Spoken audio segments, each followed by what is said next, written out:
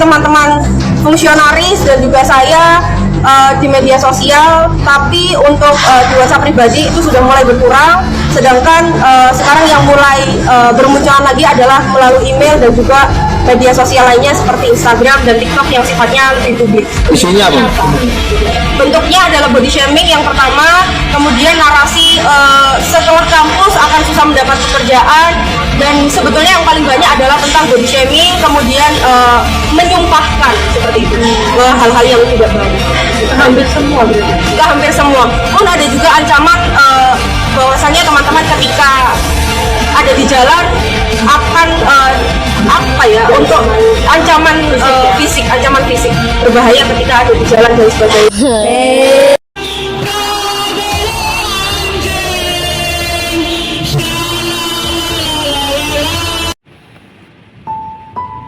Setelah melihat cuplikan video tersebut, saya ingin menanyakan buat kalian semua, apakah kalian semua masyarakat Indonesia, kita sebagai masyarakat Indonesia merasa terwakili oleh demo-demo tersebut? Apakah kalian semua merasa bangga ketika melihat Bapak Presiden Republik Indonesia kita dihujat, dihina dengan kata-kata kotor? Apakah kalian setuju dengan adanya demo yang sudah turun di jalan yang dilakukan oleh mahasiswa dengan bertema Indonesia Gelap? Tulis komentar guys di bawah guys. Apakah kalian semua masyarakat Indonesia merasa terwakili oleh demo Indonesia Gelap? Ketika mereka waktu kampanye memohon pembalian kita untuk apa? Untuk memilih mereka, namun pada akhirnya suara kita tidak didengar. Maka kawan-kawan, saya mengajak kawan-kawan untuk rangkum satu sama lain, nyanyi bersama-sama. Shalalalalala, Prabowo anjing. Shalalalalala, Prabowo anjing. Shalalalalala, Prabowo anjing.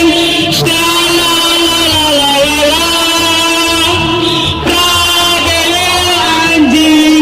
kawan-kawan tidak perlu takut. Kita di sini bersama, tidak perlu takut oleh kacung-kacung rezim di sana. Bagaimana? Bentar. Jadi memang demonstrasi itu diizinkan ya selama tidak membuat keonaran. Itu adalah bentuk dari demokrasi karena negara kita adalah demokrasi. Namun alangkah lebih baiknya jika tetap kondusif, tidak ada bakar-bakaran, tidak merusak fasilitas, bahkan tidak mencaci maki orang atau mungkin pejabat atau presiden ya. Seorang wanita dengan berhijab mengucapkan kata binatang kepada Pak Prabowo, itu nggak pantas sih. Prabowo anjing. Shalalalalala, Prabowo anjing. Shalalalalala, Prabowo anjing. Shalalalalala, Prabowo anjing. Kawan-kawan tidak perlu takut. Kita di sini bersama, tidak perlu takut oleh kacung-kacung rezim di sana. Tidak perlu di belakang, di samping, di kanan. Tidak perlu takut. Karena apa? Karena kita yang memiliki hak suara itu, bukan kacung-kacung rezim yang berdiri di sana memprovokasi kita. Karena apa? Karena mereka dibayar lebih dari kita. Maka kawan-kawan, harusnya Prabowo Gibran saja 100 hari tidak becus berdiri di istana. Lalu apa yang mau Gulingkan Prabowo jika Prabowo tidak menangkap Jokowi. Prabowo hanyalah boneka dari Jokowi. Maka dari itu dengan tegas kami mendesak agar Prabowo Subianto segera menangkap Jokowi beserta kroni-kroninya. Jika tidak, jangan salahkan nanti kami yang akan menggaungkan gulingkan Prabowo jika Prabowo tidak menangkap.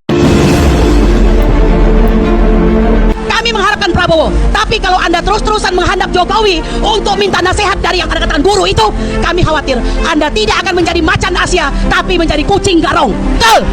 Oleh karena itu, bela kami rakyatmu. Ingat baik-baik, 2 kali pemilu kami mati-matian membelamu dan hampir mati. Oleh karena itu, kalau kau berniat untuk terus-menerus dalam kemiskinan sistematik, dalam kehancuran konstitusi, mohon maaf. Kami tidak akan membelamu. Prabowo itu adalah produk gagal dari turunan Orde Baru, sedangkan Gibran adalah anak haram konstitusi. Bahwa kita hari ini mau bilang Prabowo Gibran itu adalah bentuk humor dan kelucuan di dalam ruang demokrasi kita. Bapak Prabowo Subianto benar-benar seorang pejuang, seorang pemimpin yang mumpuni, seorang nasionalis sejati. Bapak Prabowo benar-benar berkawan dengan putra terbaik Indonesia juga, yaitu Bapak Jokowi. Bapak Prabowo mengatakan, hidup Jokowi, hidup Jokowi. Nah terus kalau Bapak Prabowo bersatu dengan Bapak Jokowi, pembenci Jokowi gimana dong? Panas dong, kelojotan dong.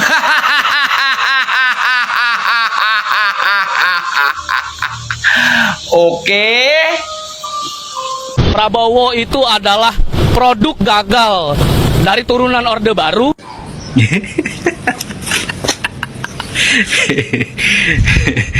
Geli gue bacanya, gue dengernya. Ini salah satu bocah yang terlalu banyak terlalu banyak makan micin kayak gini. Kalau Pak Prabowo adalah produk gagal turunan Orde Baru, terus yang berhasil kayak kamu itu. Yang berhasil kayak kamu itu yang berhasil. Mas, kau itu kebanyakan makan micin. Konsumsi makanan sehat bukan micin ya Mas. hasilnya kayak kau itu omongannya. Sedap. Guys, tulis komentar, kita ngobrol yuk.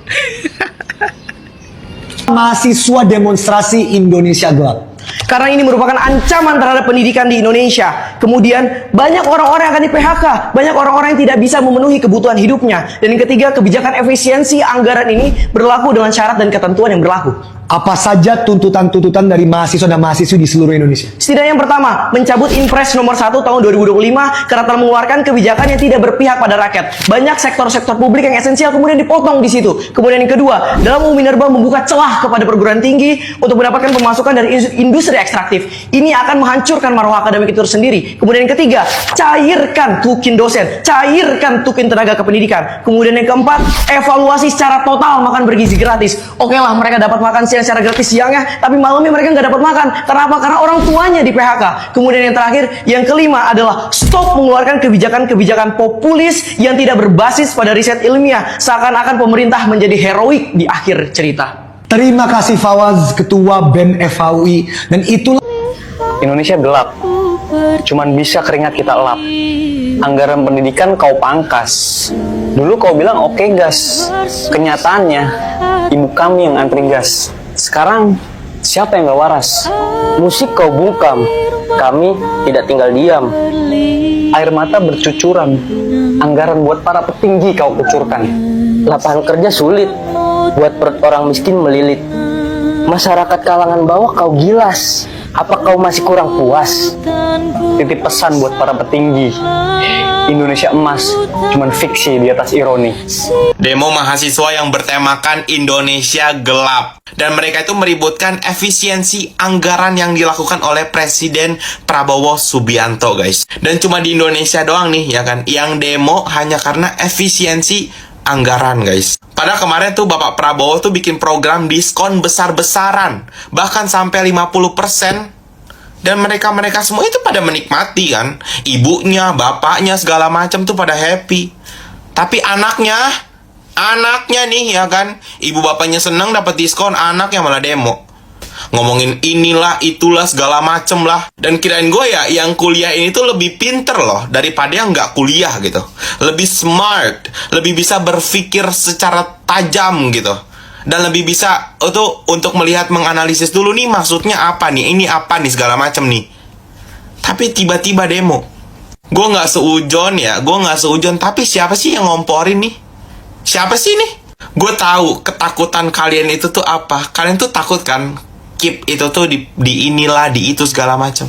Kan gak usah takut guys, kagak bakalan. Yang Prabowo lakukan itu tuh untuk memangkas anggaran-anggaran yang tidak penting tuh, seperti seminar-seminar inilah itulah segala macam tuh. Itu doang. Kagak mungkin mencabut beasiswa, kagak mungkin mengurangi KIP apalah segala macam, kagak mungkin kayak begitu. Kadang ya, gue kalau semisal ngeliat demo kayak gitu tuh ya kan, gue tuh kadang suka malu gitu. Sebagai warga Indonesia tuh kadang suka malu gitu. Bener dah. Kenapa gitu? Lu demo di situ ya kan, membawa nama kampus dengan lu memakai alma mater. Yang malu bukan lu doang nih, bukan lu doang. Nama kampus pun akan jelek nanti. Dan terus nih ya kan, ada nih anak muda gitu, perempuan pakai kerudung, dia ngomong Prabowo pakai mic gitu. Dipakai nggak sih mbak? Apa sudah hilang gara-gara kebanyakan apa gitu? Gue baru kali ini ya ngelihat warga gitu ya kan, warga nih ya kan, yang dimana pemerintahnya ini nih, presidennya ini sedang melakukan pembersihan A, B, C, D segala macam, tapi di demo gitu. Lu tuh pengennya tuh apa sih? Yang ada di otak lu tuh Indonesia tuh pengennya kayak gimana sih? Pengennya kayak gimana? Dilakukan yang terbaik, kagak mau. Dan begini, kagak mau. Begitu, kagak mau. Apa sih maunya? Apa sih? Indonesia nggak gelap, justru semakin terang. Belakangan ini ada narasi Indonesia gelap yang berusaha dibangun oleh pihak-pihak tertentu, seolah-olah negara ini dalam kondisi buruk. Faktanya justru banyak langkah konkret yang membawa dampak positif bagi rakyat. Beberapa di antaranya adalah makanan bergizi gratis, penghapusan utang UMKM, peningkatan kesejahteraan guru, kenaikan upah minimum nasional, penurunan harga tiket pesawat, penurunan biaya haji, pemeriksaan kesehatan gratis, dan efisiensi anggaran. Dengan sederet kebijakan ini, sulit untuk mengatakan bahwa Indonesia dalam kondisi buruk. Justru pemerintahan saat ini berfokus pada pembangunan yang nyata dan berpihak kepada rakyat. Namun di tengah berbagai keberhasilan ini, ada sekelompok mahasiswa yang turun ke jalan dengan membawa isu bahwa anggaran pendidikan dan kesehatan dipotong. Faktanya ini tidak benar. Presiden Prabowo sudah menegaskan bahwa anggaran operasional untuk pendidikan dan kesehatan tidak dipotong. Yang dilakukan adalah efisiensi anggaran, yaitu memangkas pengeluaran yang tidak perlu seperti pengurangan perjalanan dinas, tidak mengadakan rapat-rapat di hotel-hotel mewah, pengurangan belanja alat tulis kantor atau ATK yang berlebihan, percetakan, souvenir, sewa gedung, kendaraan, peralatan, dan lainnya. Jadi tidak ada pemotongan yang merugikan rakyat. Justru penghematan ini untuk memastikan anggaran negara digunakan secara optimal. Nah, yang lebih ironis, banyak peserta aksi demonstrasi ternyata tidak memahami isu yang mereka suarakan. Sebagian besar mungkin bayaran yang mengikuti aksi tanpa mengetahui fakta sebenarnya. Mereka tidak mewakili suara mayoritas rakyat Indonesia. Indonesia tidak gelap. Indonesia justru semakin maju dan sejahtera dengan kebijakan-kebijakan yang berpihak kepada rakyat. Salam Indonesia Terang. Ini tuh sebenarnya hanya soal orang-orang yang suka korup kehilangan lahan basahnya yang biasanya dikorup.